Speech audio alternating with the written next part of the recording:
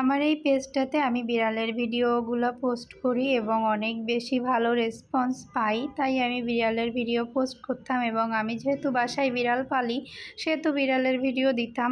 তো এখন থেকে আর বিড়ালের ভিডিও পাবেন না। কেন পাবেন না আপনাদের সঙ্গে শেয়ার করি। ইদানিং আমার ছেলের অনেক বেশি অ্যালার্জির প্রবলেম হচ্ছে এবং কেন হচ্ছে আমি বুঝতে পারতেছি না। প্রতিদিন সকালে উঠে শুধু শুধু হাঁচি দিবে, এটা প্রথমে ছিল, আর এখন হয়েছে সমস্ত গায়ে লাল লাল হয়ে যায় এবং চুলকায়।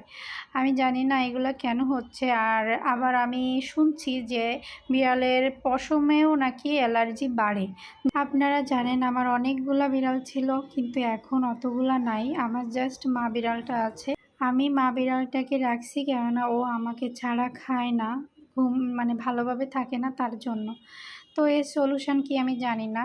তো যদি কেউ জানেন আমাকে জানাবেন। ধন্যবাদ।